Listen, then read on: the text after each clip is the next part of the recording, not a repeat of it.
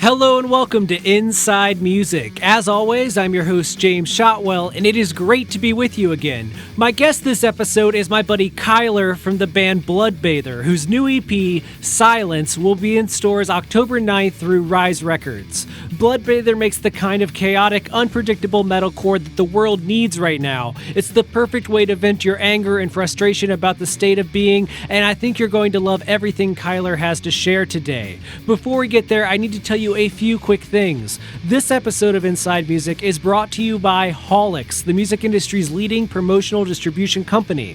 What that means is that Holix helps record labels, publicists, and independent artists share their new and unreleased music without fear of piracy. To learn how they do it and join the same service trusted by Bruce Springsteen, Slipknot, Bloodbather, Killswitch Engage, and thousands more, go to Holix.com. That's HAULIX.com. When you get there, click the sign up button and your first month of service is absolutely free, courtesy of your friends here at Inside Music. I also want to encourage you to check us out on YouTube. Our channel is called Music Biz. That's Music B-I-Z. We have a ton of content over there, and we'd love for you to check it out. And of course, don't forget to listen to Bloodbather. Their new EP, Silence, arrives October 9th, and we're about to talk about it quite a bit with my pal Kyler. So sit back, relax, and enjoy this episode of Inside Music.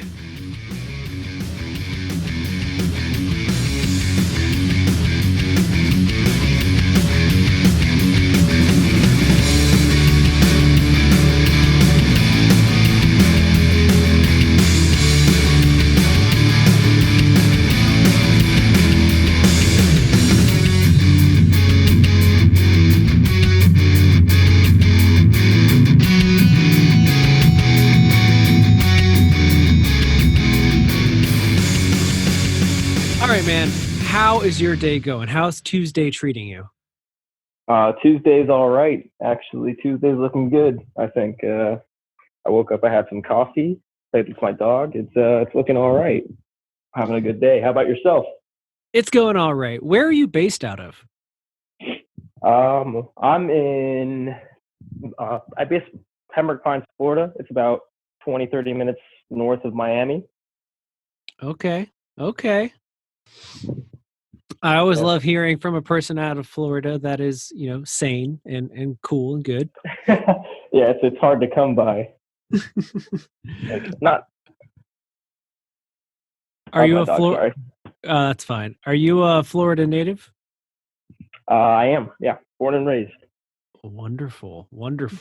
Now, I ask that because I don't know a lot of bands that have come out of Florida that have the sound of Bloodbather. So I'm curious where the influence to do what you do comes from. Yeah, that makes sense.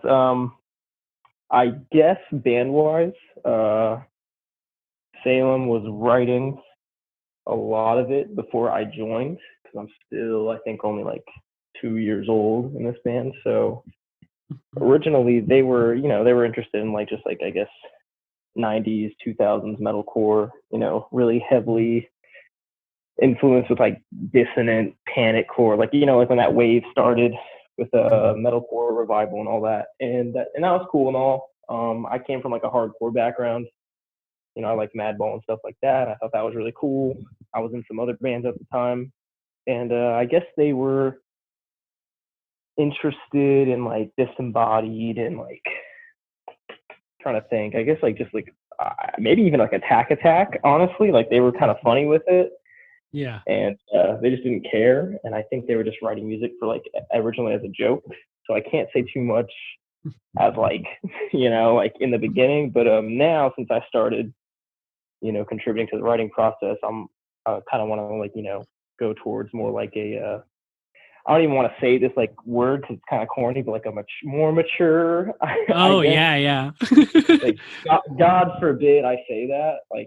And I almost resent that I had to say that, but I basically what we've been doing, but I guess more towards I think music that is way more dope in my opinion. I want to sound like Iron Dissonance and stuff like that, or maybe even some death metal bands thrown in. But we'll see. It's a mixed bag. We're still deciding. No, I think it's a tough thing to say because we don't really have a lot of other words to describe it, right? Like you don't want to say mature, but it's like I don't know how to like saying grown up sounds weird too. So it's like I don't know. Yeah. I don't You want to take sound it more pretentious or seriously. anything. Yeah. Not trying to come off as like, oh, we're gonna start singing in choruses and sounding like radio. It's like not that, just just not like teenagers making music. I guess Now, is the best you can say.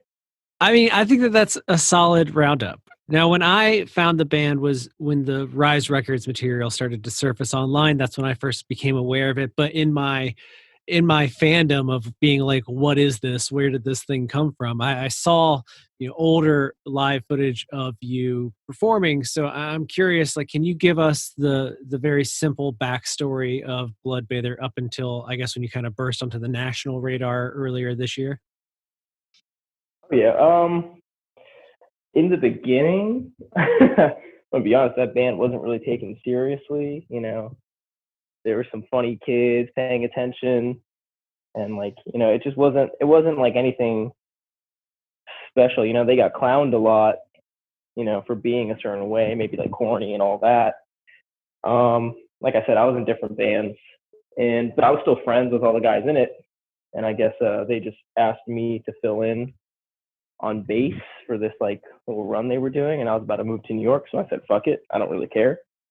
I guess about like the perception of like my peers, and then I don't know, we did a few things, and I started realizing that like things started picking up. Even like in the beginning, like it was like a little funny, and like a lot of kids were like acting really weird, and like, but I realized like like for some reason people were treating these kids like entities, like, and they started like it was strange, it was like culture shock.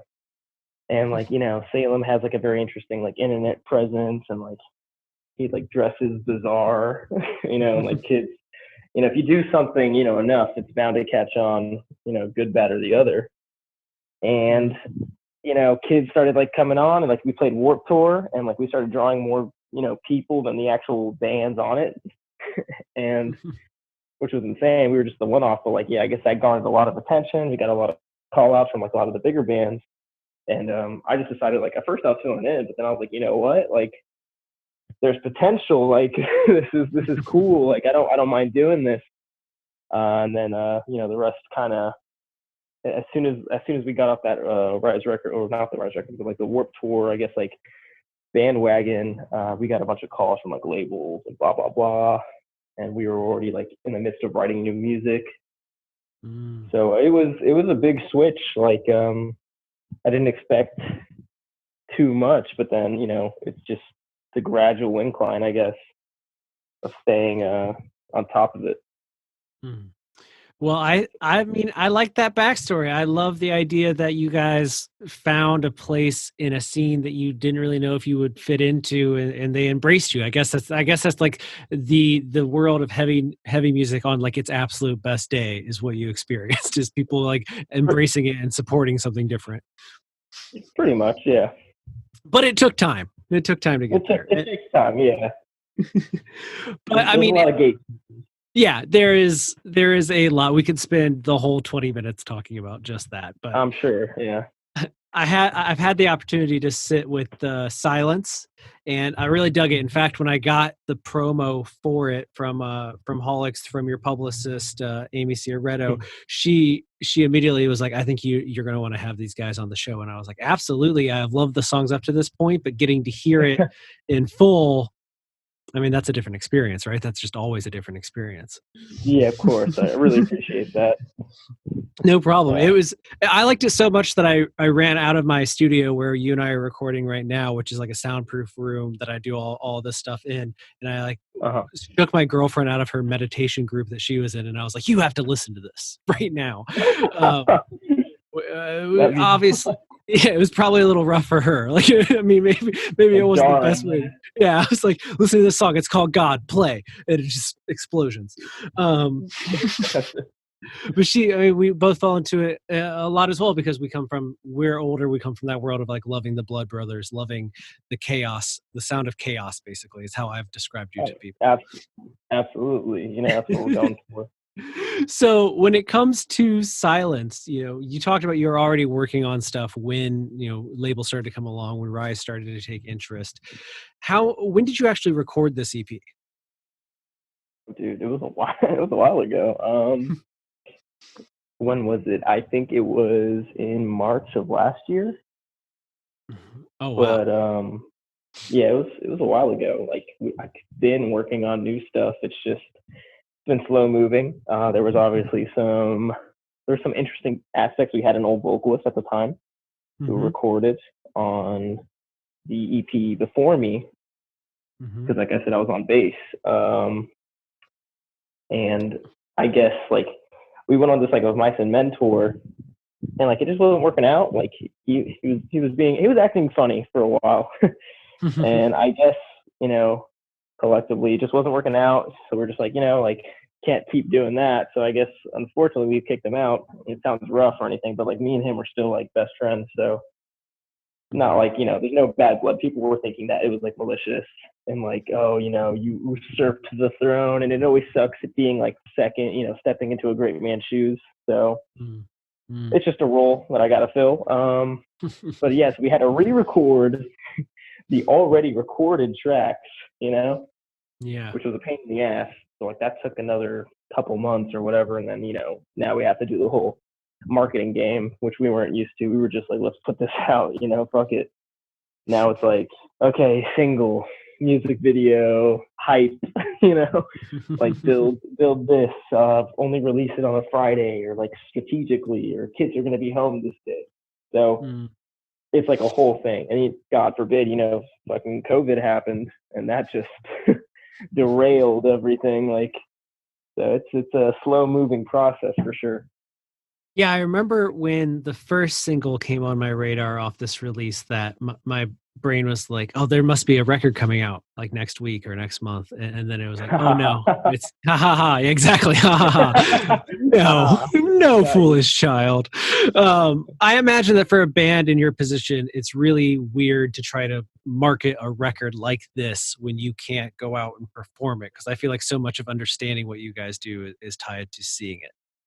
100%. Like that's basically the whole thing. Like it's like especially for me, like the music's fun. Like I wanted to like display a characteristic of rage and like and all that and anger, blah blah blah. Get it out. But like it's not as impactful.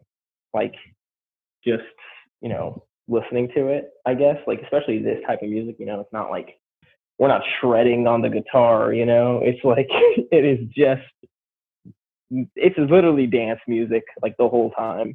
Like it is just people are supposed to be moshing, having a good time and experiencing that like feeling that you get at shows, but like it's kind of impossible at the moment. So just the weird duality to it. And all I can do is hope that people are enjoying it for what it is at its I guess prepubescent state at the moment, and hopefully we get to capitalize on it later. Absolutely. Well, at some distant point in the future, there will be live music again. You live in Florida, so at least you might get to do it sooner than the rest of us. Maybe. Maybe. It's possible. Maybe. You'll make You a never lot of know. headlines. People will probably be upset, but it could happen. You'll never, it might happen. It could. You never know. You guys do benefit from the fact that it seems like, at least now, a lot of the gatekeepers that you're dealing with, the magazines, the blogs of the world, they do seem to be embracing you guys. I know that Revolver put you on Artists You Need to Know. You got that DAF from Invisible Oranges. Is it weird to have lived through Nobody Gets It to now everyone seeming to be like, oh, we get it now. We understand. I mean, as much as I'd like to say like people get it, I still don't think people quite get it. I like So, that like, answer better. I don't think that's truly there yet. Like I think it's still in the middle. We're still like you love it or hate it. And like, and I can understand like why that is. But hopefully when it's released in its entirety, people will be like, okay, I get what they're going for, and they still might hate it. But I think there's just more layers than what it seems like. So we'll see. We'll see what happens in the future. I think if you just keep doing something long enough and you drill, people will eventually come around. Absolutely, especially when they get the chance to see it live. Now, the EP only has 6 songs. People have heard 2 of them already, Disappear and Void. I Love God, already talked about it. Cold, great. I mean, they're all good, but it does leave me with that taste in my mouth of like, when's the next course coming? What else is there? Do you guys have more material than this? Yeah, like what do you mean, like the EP wise, or Yeah, I mean, like what EP the next thing wise, after? there's these 6 songs that are recorded. The world's about to get on Sure. October 9th. Do you already have more stuff recorded, or are you sitting on stuff you've written? Like, where are you at in terms We, of what comes after? like, well, the what comes after? Me and Salem both have like just like riffs, I guess, that we've yet to actually combine together. Like I've written in my, on my laptop a bunch of songs, but I don't know if that's like final product. It's mainly just like rough draft, like, hey, I like this idea, and like maybe he'll have a part that fits better in some places. We just haven't gotten together yet. Um, but I mean, when that happens, like I'm pretty sure we can like bust out like 2, 3 songs for like whatever the next thing is pretty easily. As long as we just need to get together. It's a lot easier to talk to him when we're physically in front of each other. Hmm. That was But going to lead me to my next question, which was going to be what's up? about what is the process of building a Bloodbather song, because it does seem so chaotic.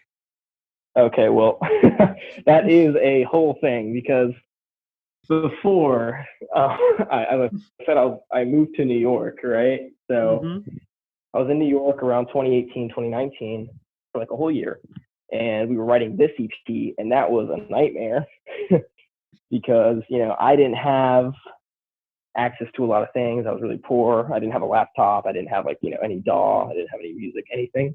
I had a guitar and like a really shitty like Line 6 Spider that I would just write stuff through it, record it on my crappy phone, and then send it to Matt and be like, "Is this good?" Or we'd be like on FaceTime, and I just like play something and hope to God he'd hear it, and I'd be like, "Is this cool?" And he'd be like, "Yeah, yeah, yeah, let's do that."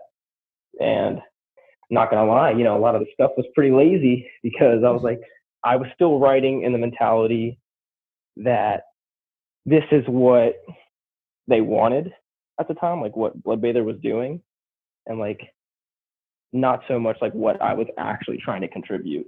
Like I wasn't doing my own style, blah blah blah. So like I just like was like, "Yeah, this sounds like Bloodbather," and then Matt would be like, "Yeah, for sure," and I'd be like, "Okay, whatever, let's do that." But it was like a pain in the ass because like I write a bunch of riffs and they'd be like, it's like confusing to hear. It's like not like I guess gonna be like understood the way you want it through phone, like 2,000 miles away. So we never really got together. It was just us piecing shit together, and then till finally, we went to the studio, and I like had to like explain every part that I'd written. I'm like, this is what it's supposed to be, blah blah blah, like with the drums, like with this, and just pretty nightmarish. But right now, it's easy. We both have our equipment, and we just send shit over to each other, and then we go, "Do you like this? Yes or no?"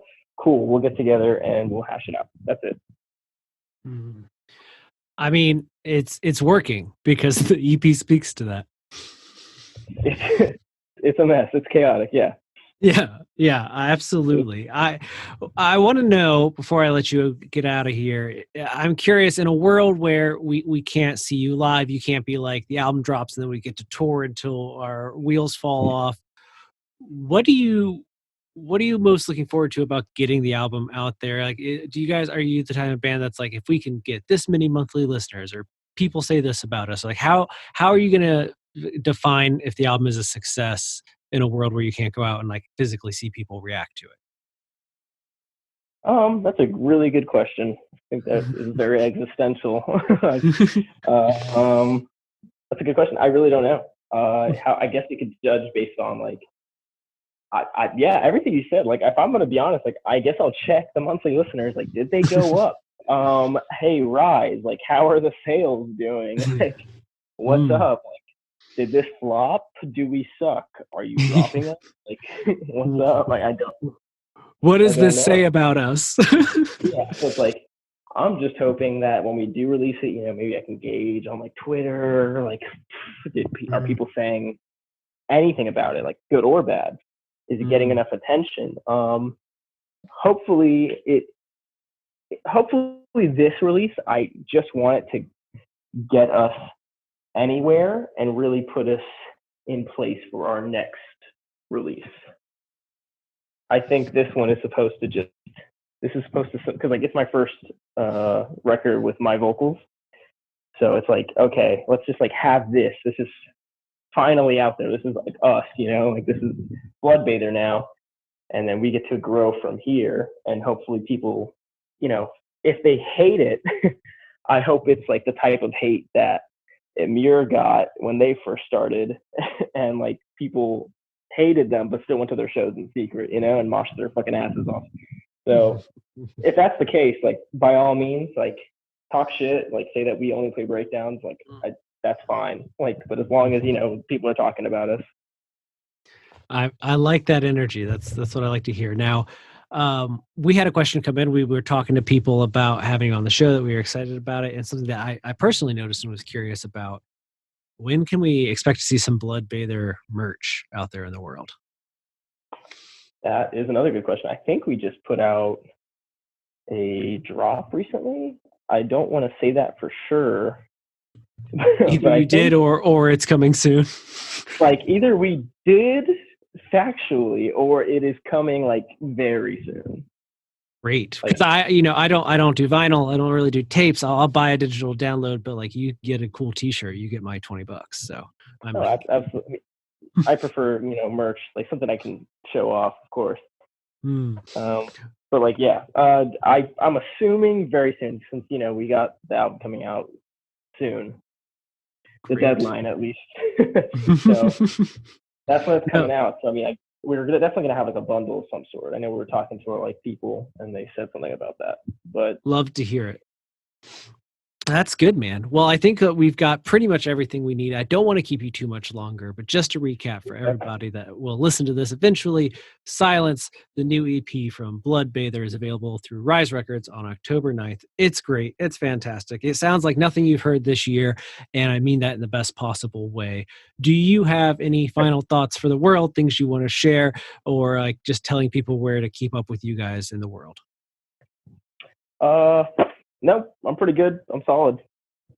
Great. All right. Yeah, if you look up Bloodbather, there's not a lot of competition for that name, thankfully. So you can find them. Yeah. They're out there. Not Bloodbath. Not the death yes, not Bloodbath. And weirdly enough, it doesn't seem to be